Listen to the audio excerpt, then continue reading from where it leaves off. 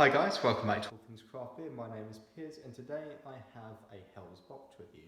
At the time of viewing this beer, it is my birthday, February the 16th, and this is one of the beers that Helles gave me on the house, one of two, and I picked up quite a bunch from them to review today, considering it's my birthday. So without further ado, this is the Cerveza's 1906, I don't think I said that right, Reserva Especial.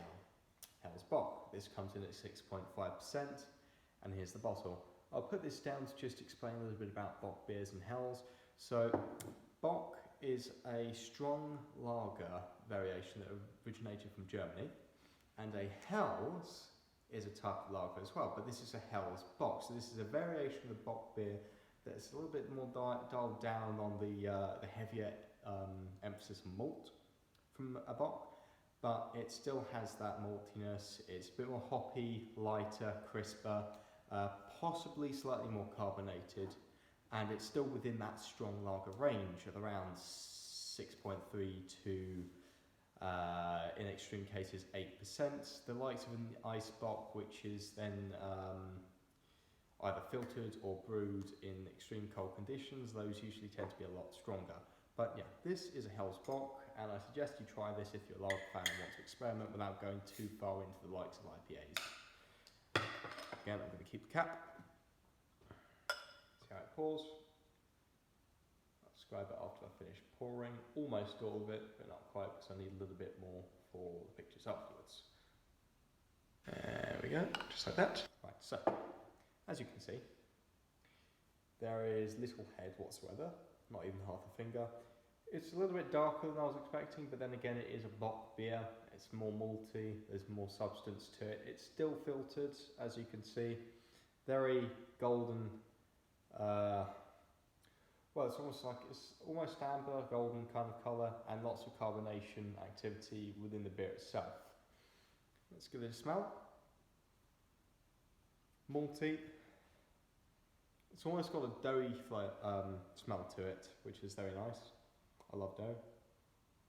The hops do come out a bit. This is supposed to be drank fresh out of the fridge, not warmed up, so you may get different notes as it warms, but I recommend having this cold. Carbonation is about 6 out of 10. Very, very good, which is higher than some standard lagers actually, which is great to know, and keeps it very refreshing.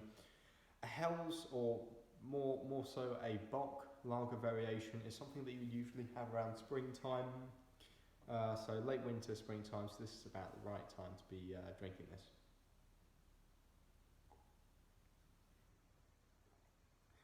It's got a very, very lightly piney bitterness on the front, followed by very strong, mellow, malty backbone once you've swallowed, and that I can still taste. Other notes, very possibly cinnamon, but unlikely.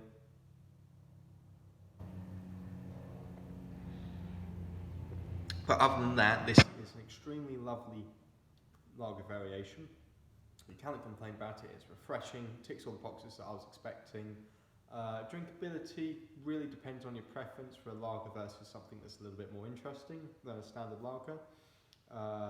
Compared to the likes of, say, a basic Budweiser, which is one of my go-to simple beers to drink.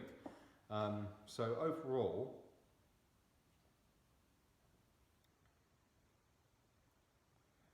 I'd give this myself a 7 out of 10, maybe 7.5 on a good day.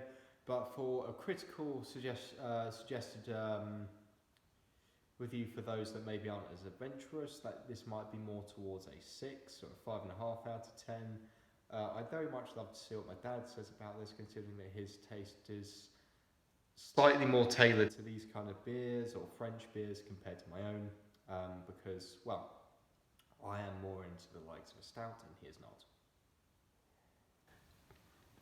So yeah, the Cerveza 1906, Spanish, if I do so double check. Yes, Spanish beer.